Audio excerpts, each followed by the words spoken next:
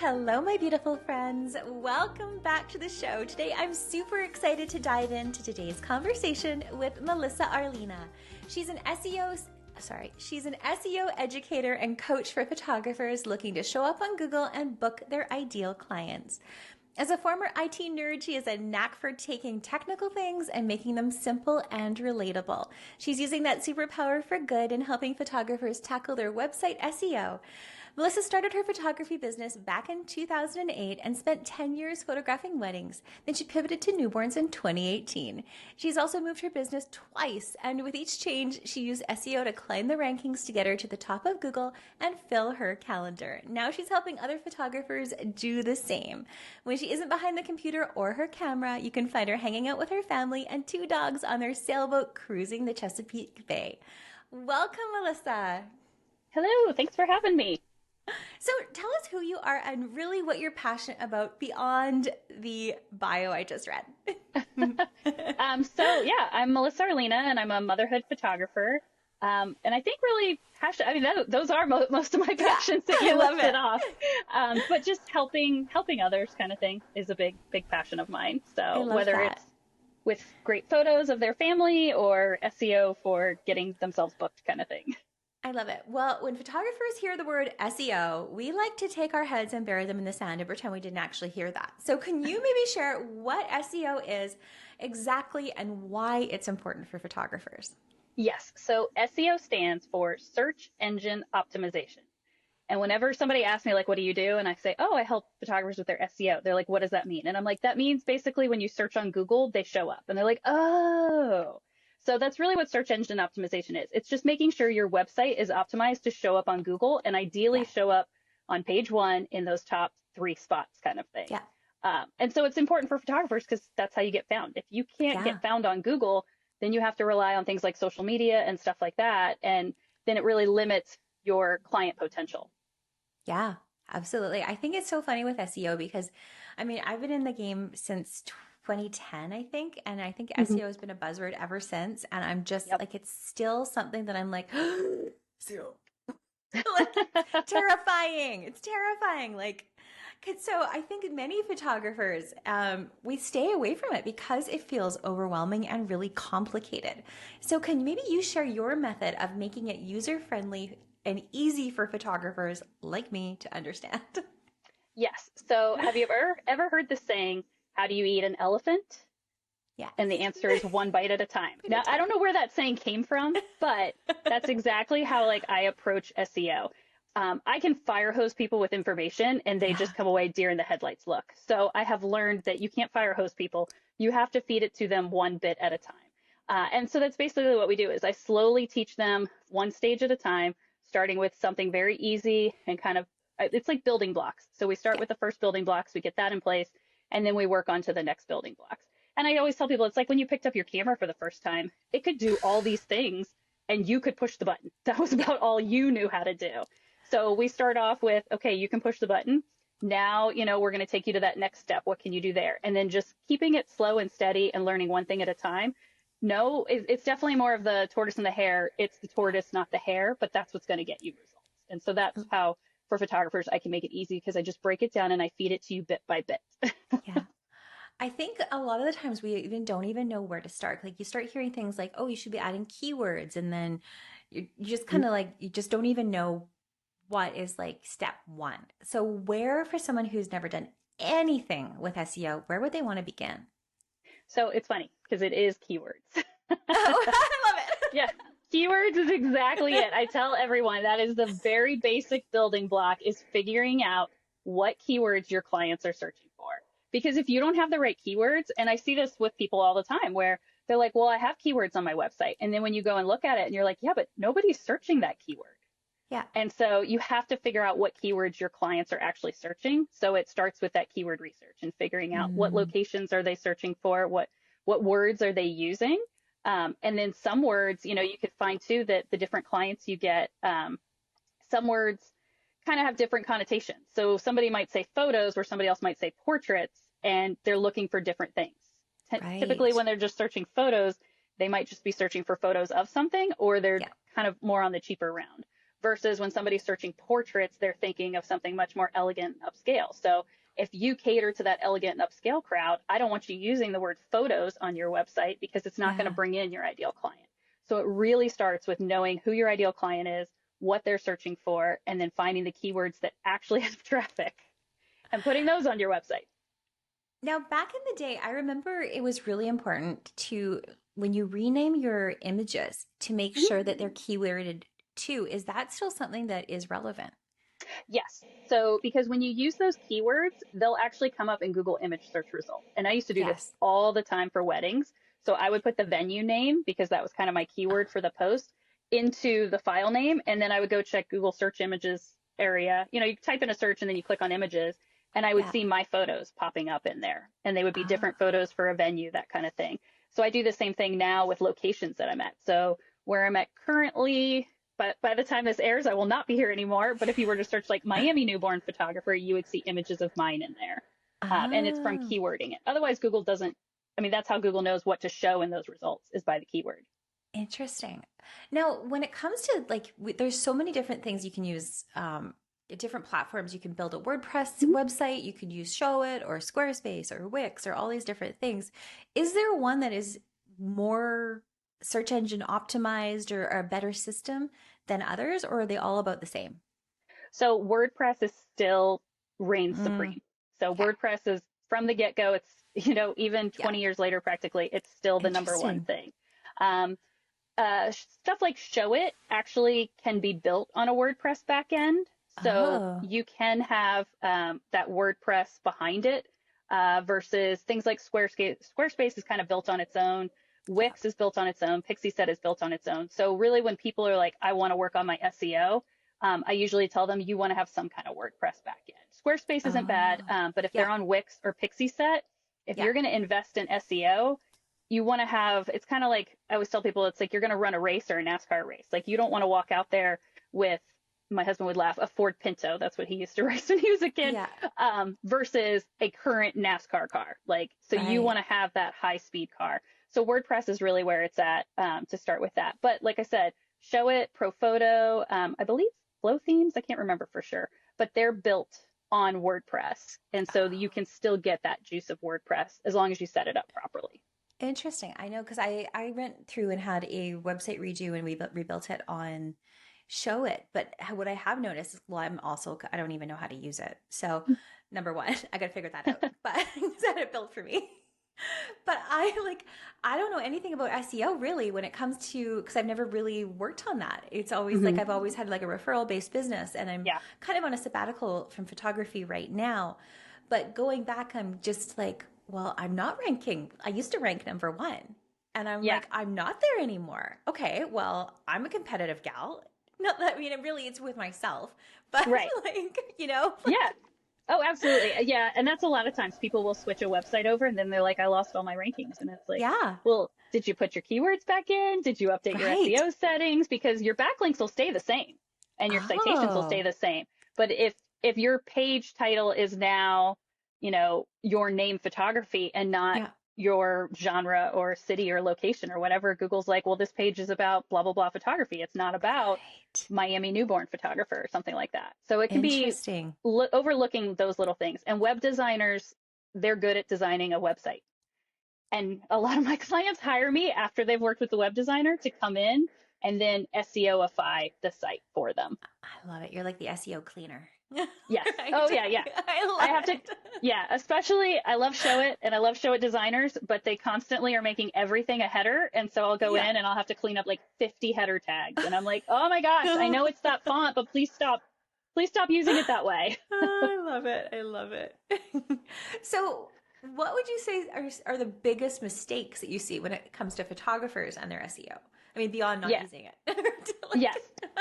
Yeah. So one of the big ones I see is targeting a keyword that doesn't get any traffic, targeting multiple keywords. So suddenly it's Boston family, newborn, maternity, senior, and wedding photographer all on your homepage. And no one's looking for that string all at once. I mean, I joke around, somebody might be looking for a maternity wedding photographer, but that's probably not the type of wedding you want to shoot.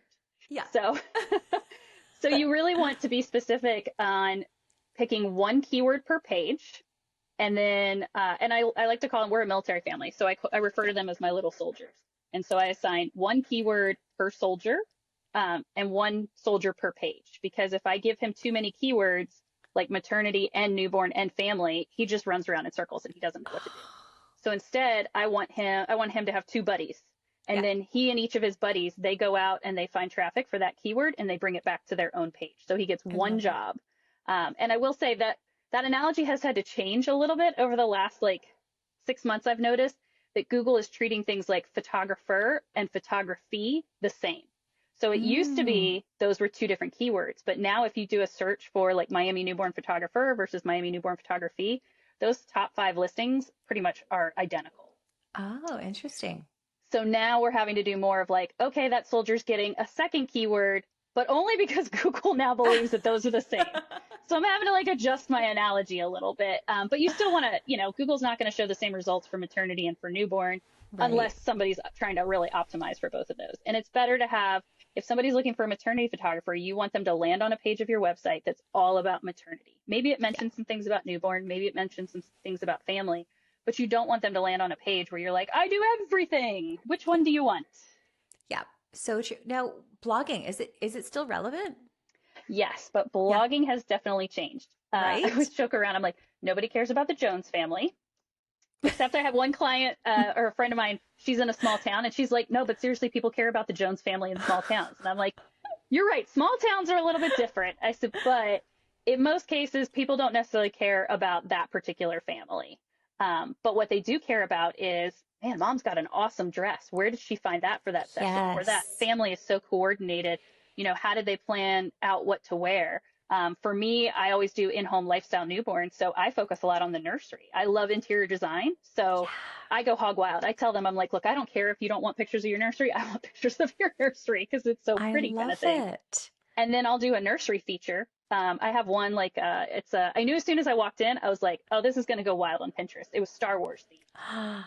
And so I did a post like Star Wars themed nursery and showed off pictures of the nursery and then a couple pictures from the session kind of thing. But more people were interested in her decor. I got like 12 messages about what paint color is that? And I had to reach out to her and be like, I was like, what's the paint color? Like, I know this was 3 years ago, but do you remember it?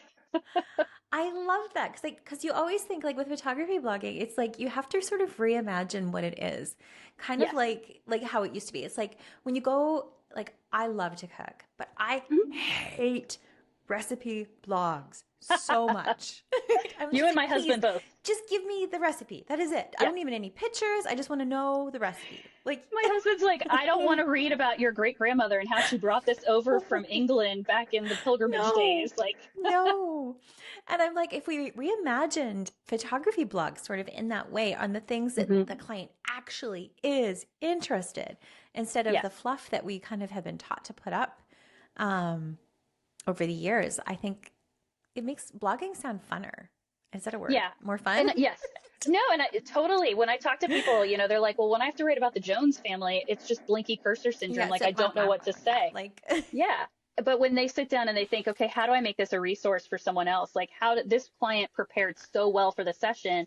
What are 3 ways to prepare for your newborn session? And then they're like, oh, okay, now the juices are flowing. Now I can figure this out. So photographers want to start thinking about their blogs less about client features and more about how do I make this a resource for future clients while still showing off the past clients' photos kind of thing. So what happened to me, I got hacked, I guess about 2 years ago now. And so I lost my original website that I had first constructed on WordPress like in 2010. And then hadn't updated it since 2015. I was very, very good with that. Yeah. So then I had it redone with the Show It site. And I currently don't have a blog. So what advice would you have for like if I wanted to start blogging, how do I even do I just start or and where do I start?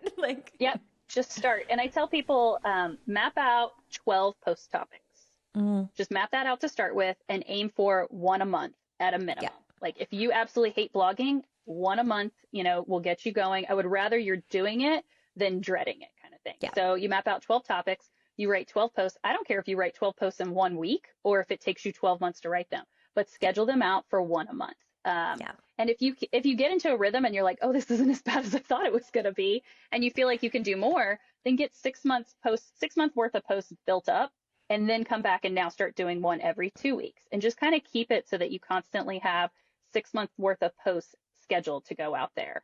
Um, Mm, and for people who really want to skyrocket their ratings, their rankings and stuff, posting multiple times a week kind of thing, like to wow. really dig in. When we moved down here to Miami, I pretty quickly hit page 2 just by updating my main keywords and stuff. Wow. And then I got to like the bottom of page 1 because I mean, SEO, there's a lot of time in it. You can set things up, but it's going to take time. And so then I hit a point where I was like, all right, I've kind of been at the bottom of page 1 for a couple months. It's not really budging. So I started blogging 3 times a week for like 4 months. And I burned myself out totally.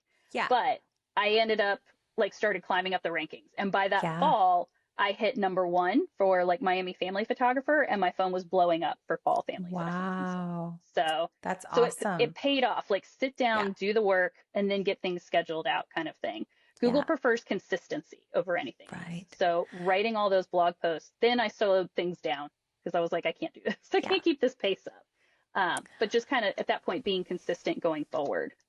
Yeah, that makes so much sense. And especially like long tail, like long gaming it. Like, because Yes. we so many times, like, we just throw something up or we do something once and we don't get the results that we want. And so we're like, Mhm. it doesn't work. Right. Where Yeah. it's like with Google, it sounds like there's a longer like strategy. So what is Yes. the time frame to actually have that data that things are starting to work? I usually find for clients, so I've had some clients that we worked together in January, and now we're like 4 months later, and they're on page 1 for in like the 5 to 10 spot for their different pages and stuff. So I would say, and I'd have to look, I'm not sure how much blogging she has done kind of thing with Yeah. that. But you can see kind of, starting to rank for more keywords fairly quickly. Because if you're not ranking for any keywords and suddenly you throw them up there, Google's going to be like, oh, hey, welcome to the crowd, man. Like, Yeah. nice to see you kind of thing. And you'll start noticing that trying to climb up onto that first page, that's the one that takes time. So, like I Mm, said before, it took me probably about 18 months total from when we knew we were going to move here and I got started right away before we'd even left to 18 months later, like I was in the #1 spot and my phone yeah. was ringing off the hook. And I have a friend Love who's a that. military wife. She moves every 3 years, and she said it's been consistently 18 months. She hits the stride, everything's going, and then she gets about a year of good stuff, and then 6 months to go. They're going to the next duty station. She's got to start the clock all over again, kind of thing. I love, I love that. I'm just thinking, I know so many military photographers. Like, Yeah, it's such a brilliant strategy, though. Like, yeah. because I out of mean, necessity, really, yeah, right? Like, you're like, how else am I going to do this? I love yeah, it. Right? yeah, yeah. And Yeah. once you get up there, then it's just a matter of staying consistent, getting featured, putting your blog posts out there and stuff. It takes less work to stay where you're at Hmm. than it does to get there. So it's like Yeah. once I got to that top spot, then it was no big deal. Now we're moving back to Virginia. So I started in March, switching everything over. And I think when I checked today, I'm like spot #4 Nice. for most of my keywords. But I'm also moving to a much smaller area. Yeah. So I'm a bigger fish in a smaller pond versus when Yeah. I was down here. But before that, I was in Interesting. the DC area and I was page 1 too. So, like, Wow. Good for yeah. you. I love that. Love that. So if you're in a smaller area, you may find your rankings, you can climb up Yeah. fairly quickly versus if you're targeting a bigger city, there's a lot more people right there with you. Yeah. I love that because I think a lot of the times when you hear of photographers having to move and restart their business, there's like Mhm. such a feeling of like sadness and like devastation for what they've built. And I Yes. love that you look at it as this opportunity to like reset, redo, and hit Oh, yeah. #1 again. I love that. Yeah. I mean, and especially with a move, you can fresh start your pricing, fresh start your policies. Like down here, I did more weekend sessions because our boat was back up in Virginia, but I already know landing in Virginia, weekends are off the books again. Not doing Yeah. it. We're going to be on our boat. I don't want to spend a weekend shooting. Yeah. I love that. Love that. So, what would you say would be the first step to making your website SEO friendly? I know we talked a little bit about keywords and Yeah. doing like each page. Mhm. Um, so, how do you know it's actually showing up in Google? So you can check just search results on your own. You can Okay. log into an incognito window, do a search for your keyword, what I always tell everyone, the first thing you want to do, like listen to this podcast and then go get on your computer and set up Google Search Console. It's free and it gives so much information. So if you set up Google Search Console, it now will start tracking your website and it will tell you, it used to be, so you might remember this way back in the day, Google Analytics. You could go into Google Analytics and you could figure out what keywords people were using to search your website. And then they took it out and I was so mad when they got rid of it, but then they came out with Google Search Console. So that's exactly what it does. So you can log in there and you can see exactly what keywords people are typing in to find you. And it's always a good idea to check that because sometimes you might have misspelled something and now you're getting found for something you don't want to get found for. And I have a few clients who will listen to this and be like, oh, she's talking about me. And so you want to be careful on those kind of things. So make sure that like everything's, you know, if you've got a crazy keyword that you're like, why am I ranking for that? It may be just that you've got something that's misspelled somewhere on your website. Interesting. So yeah, so set up Google Search Console. In there, you can see what keywords you're getting found for, how many times your website is showing up when someone searches for different keywords and stuff, and then how many clicks you're getting off of that.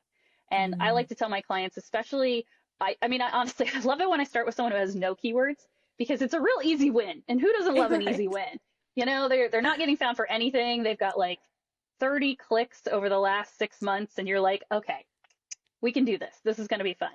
And then you set their website up and then you look at it 6 months later and now, you know, their traffic volume has quadrupled. Or I had one client, I think her traffic volume went up like 300% because she wasn't getting found for anything. Now she's getting found for stuff. And so I like to tell people you want to see the little curve, you know, going up, especially if you're brand new starting out.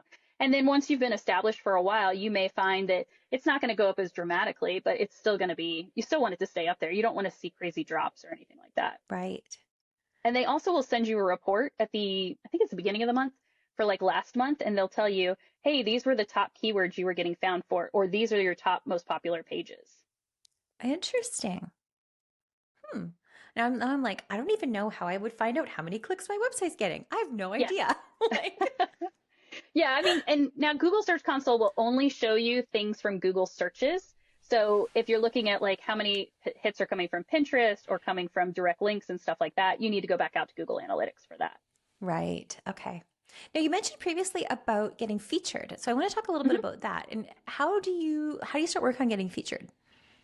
So one of the big things with getting featured is if you're a wedding photographer, like everything's great. There's all kinds of wedding blogs and stuff like that. Portrait wise, there is not as much. So I like to kind of do more of the old school route of reaching out to other small businesses, things like that. So like, let's say maybe there's a doula near you that you guys share a similar target audience and you ask her, can I write a post on your website about how to choose, you know, when to book a maternity session? So it doesn't even have to like pitch you hardcore on that, but you say, hey, when should I be booking a maternity session? You write it yourself, you fill it with your photos, and then of course you pitch yourself at the end of like, hey, if you're looking for a maternity photographer, check me out. So now you're getting a natural backlink from their site because you guest posted. There are a lot of times that I think Google does not like, they say they don't like guest posting, but they mean it in the sense of you're paying to post on someone's website kind of thing. Right. So there's a lot of stuff that Google doesn't like that we all freak out about, but it's not what we're doing, it's what the spammy scammers are doing. So the spammy scammers are like, oh, I'm going to guest post on 300 sites with this one post to get all these links. And Google's like, no. If you are posting on another local business's website and sharing information and it's a valuable post, that's not what Google means about don't guest post. Interesting. Because, I mean, we get emails about that all the time with Milky Way about people like, and they're just like, oh, no spammy spammers. No. Right? Yes. No, oh yeah, I get them all the time too. Right. I get them all the time too because or people wanting to place links on your website to their website because especially if you've got a valuable domain ranking, they know it and they want to post from it. Even going out to websites too, like to get backlinks of like commenting on, you know, reading an article and leaving a thoughtful comment. If that website allows or gives backlinks, I've gotten backlinks from places just because I read an article and I left a comment and I left my website on there. So, interesting. Oh, that's a lot of different ways. Yeah, absolutely. Interesting.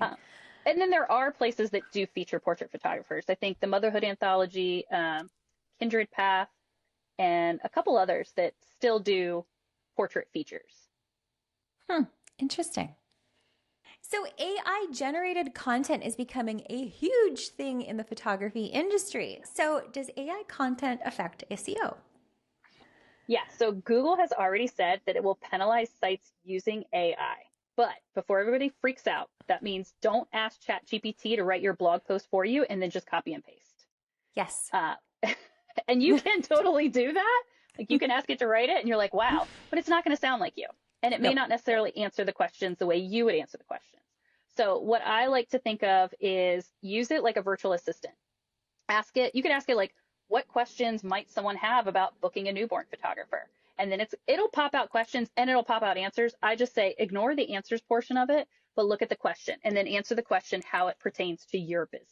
So Yeah. maybe it says, what do I wear for that session? And you have a client closet and you say, you don't have to worry about what to wear because I've got this closet you can pick from. Versus someone else maybe like, oh, I'm going to give you a guide on how to shop your closet, or you could work with this person that helps plan outfits for you, that kind of stuff. Yeah. So keep it like that to ask it about a topic.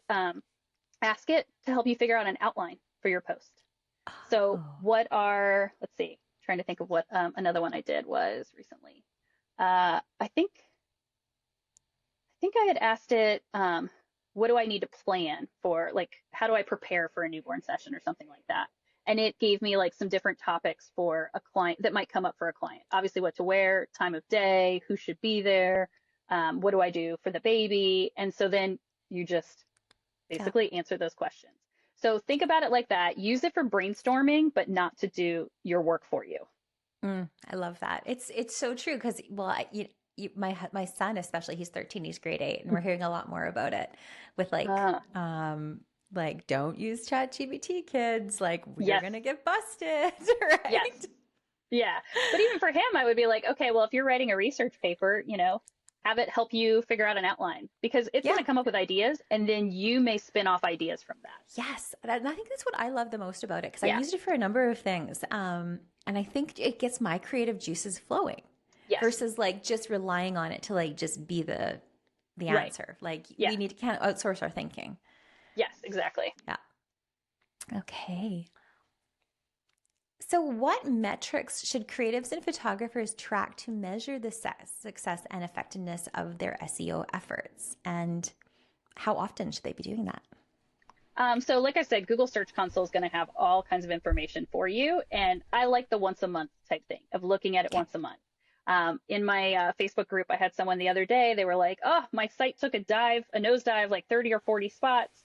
And then it was back up the next day. And I was like, you have to think of SEO like a diet and that if you are checking your rankings every day, that's like getting on the scale every day. And anytime you go up or down, you're going to have some kind of huge emotional reaction versus if you just wait until the end of the week and see what the average ranking was, you won't stress out over the ups and downs. Because I don't know why Google will drop a site 40 spots and then the next day put it right back up there, but it doesn't. And there's no one to yell at about it. So like I said, I like to look at overall impressions. I just want to make sure I look at like the last 3 months compared to the previous 3 months, which you can do that all in Google Search Console. And as long as I can see traffic's increasing and click-through rate is increasing, then I know I'm good. If I see traffic's decreasing, then I'm trying to figure out, okay, why is it decreasing? Did I lose ranking on a keyword? Are the overall searches just down because it's January and people aren't looking for a family photographer versus in October, it's going to be off the charts because everyone's looking. Now, if you and someone else are like have all the same keywords, how can you get ahead and how can you put yours to number one? So that's where backlinks, citations, some of it is longevity of your website. So if you are brand spanking new and you're competing with someone who's been around for 15 years, it's kind of like a credit score. The longer your website has been around, it's very much like you have a better credit score than someone whose website is brand new. Ironically, so like I have Melissa Arlena Photography for my photography website, but then I just started a website for Melissa Arlena for the SEO stuff, and so my domain ranking for my photography site is fantastic.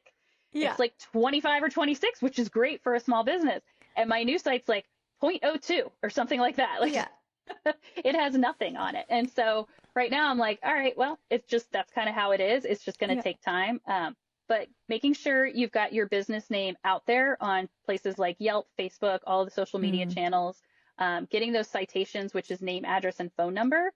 I tell people citations are kind of like everyone in town knowing your name. So they don't necessarily say, oh, I refer this person. But when someone's like, oh, hey, have you heard about Melissa Arlena Photography? Oh, yeah, I know that name. That's what a citation does because everyone knows it. Now, a backlink would be that same person being like, oh, yeah, you should go check out her website. Here's the link kind of thing. Right. So both of them are important. It's important for people to have brand awareness, which is what citations give you. And it's important to have referrals, basically, which is what backlinks give you. And all of that helps create juices for Google. Plus, anytime you are writing blog posts and stuff, even if it's not necessarily straight up photography related, but it's related to your clients and your small town, and it gets a lot of traffic, it builds authority with Google. That Google's like, so like for family photographers, I tell them, write a blog post on the top 5 ice cream joints in your area. Take your kids to the 5 of them. They'll love that assignment. Yeah. Take pictures of your kids at the different joints. Take a picture of the outside and then write a blog post about the top 5 places. I have a friend, she's in Virginia Beach, and she did this. Top 5 places for ice cream in Virginia Beach. So anyone who's traveling there wants to check that out. Like I would do that with my kids. And then she gets a lot of traffic from that. And Google's like, oh, wow, this site's getting a lot of traffic. People are hanging out on it. It's giving her more authority because Google's like, oh, people trust this. Then I'm going to trust this. And it's trusting it for her local area. So those are the types of things that even if you can't fix the fact that your domain is only 2 years old, you can start getting traffic to it and showing Google that it's trustworthy. I love it. Maybe do things that other people aren't doing. Love that. Yes. Mm-hmm. Smart. All right. You ready for our lightning round? Sure. Okay. I was like, I had questions up before, but. Coffee or tea? Can I say neither and go with Coke? Yeah. Okay. Ooh, like real Coke or like like Coca-Cola. Yeah. Yeah, Coca-Cola. I don't drink coffee. I'm so weird. Yeah. I know. I love it. I'm like, I love Coke Zero. I love Coke Zero so much. I'm currently trying to break up with Coca-Cola for a little while or reduce my intake. I know. Most luxurious vacation you've ever been on? Oh, we just came back from a 1-week cruise on Norwegian. And my husband managed to score us like a VIP like section of it. So we had a butler and a concierge, and the kids had M&Ms and gummy bear bowls filled up every day. So no way. Yeah. And I would say I didn't have to cook or clean. So that's what made it luxurious for me. Totally. I love that. Favorite TV show as a kid? Golden Girls. Oh, it was a good one. Yeah. Which is crazy because I'm 45 and I was like, I think Blanche was like 55. And I was like, this is terrifying. Like, yeah. No, they were, yeah, yes. And what they got away with on that show is amazing to me. Gravy, yes. Yeah. Especially when you think like this was on in the 90s. Holy cow. I know. So true. What did you want to be when you were a kid? I wanted to work with animals. So it was like a veterinarian, or later I wanted to be like an animal rescue and rehabilitationist. What's your favorite comfort food? I would say probably like tomato soup and grilled cheese. Nice. That's a good one. Like real grilled cheese with real cheese, or like the processed cheese? No, like sourdough bread with like, I actually just got an every plate recipe recently. It was like fig jam with sourdough bread and like cheddar cheese. And now I can't have a grilled cheese sandwich without fig jam. I'm like, yum. I'm going to have to try that. What 3 things do you want to be remembered for? Oh man. Of course, the first answer is like, oh, I want my kids to be like, oh, she was a good mom. But I literally just got my Mother's Day cards for my kids, and they were like, my mom's good at work. And I was like, oh, all right. I need to change my life a little. Well, you got a card, so that's more than I got. That's more than I got. Well, they have to make them in school. Like mine are still little kind of thing. But I mean, I would like to be remembered as like having a successful business, like being a good friend, and and obviously being a good wife and mom kind of thing. Love it. But it's hard to balance all of those. I feel like. Yeah, there's no such thing as balance. It's like whatever. Like just some things get more attention at times. It just is what it is. Yes. What's your go-to karaoke jam? Oh, see, this is funny. I am not like a music person. Like my daughter thinks that the radio in our truck doesn't work because I only listen to podcasts. Oh, I love that. She's 4 and she's like, oh, in my friend's car, her mom has music and daddy's car has music. And I'm like, oh my God, she thinks the radio doesn't work. I love it. So I don't really have a karaoke jam. I'm more of a podcast person. I love it. What kind of podcasts? Oh, everything, like a lot of true crime and then Yeah. photography business stuff. And then Nice. some very, very dry SEO marketing stuff that I tell I people love I it. sacrifice and listen to it so you don't have to because, oh my Totally. goodness, it can be boring, but interesting too. So, You're right. I love it. What's been the best piece of business advice you've ever been given? read Profit First. Oh, good one. Yes. So if your listeners don't know, it's a book about setting up your finances and accounting in your business. And I've been on other podcasts where I've talked about my story where I literally like ran my business into the ground with debt and then brought it back out and started implementing Profit First. And now like I don't stress about when tax bills are due. I don't stress about operating expenses or paying myself. So I tell people, I'm like, it doesn't matter if you don't make any money right now. Just go ahead and get in your head that first check you get, these are the places that it's going to go. Yeah. And then that way, you know, you're set up for success. Love that. That's great advice. It's a good book. I need to go back and read it. Yeah. Right. It's a short one, luckily. So, Yep. Where can our listeners learn more from you?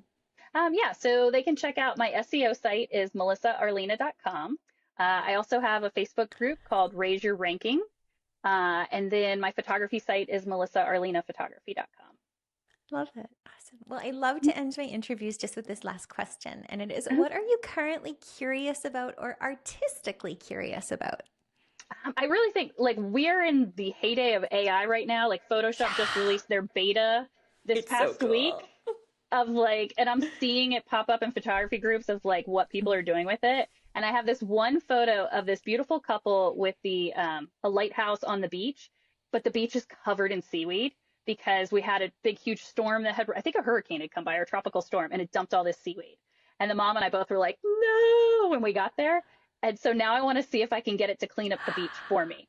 So I don't know, because there really wasn't enough for me to like clone it out. It was so covered.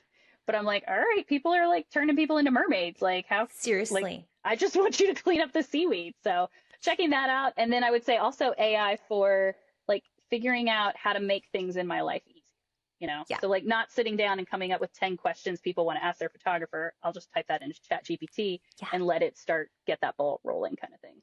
Yeah, I love it. I'm exactly the same. I took a picture because I just downloaded it last week and I've been playing with it like because I'm nuts over it. And I had forgotten to change this little boy's shoes, and he was like in this vintage outfit. It was super cute, but his shoes do not match. I lassoed it and told generative AI to put like an old-fashioned pair of boots on him. It's perfect. It's perfect. I saw where someone was showing like is blown. Yeah, someone was showing like a wedding image where they were sitting in like a stadium and there was a plastic bench, but then there were like old wooden stadium seats, and they just said add stadium seats, and they were like, it matched the stadium seats in the photo. They said, I thought it would just add like red ones or something, but it matched the photo. I was like, holy cow. So it's going to be interesting. It's pretty remarkable. It's remarkable. Yeah. Pretty cool. Well, Melissa, thank you so much for chatting with me today. Yeah, this has been so much fun. Thanks for having me. Oh, my beautiful friends, I hope you have enjoyed this conversation just as much as I have. I'm sending you so much of my light and my love today and every single day. We will see you next time.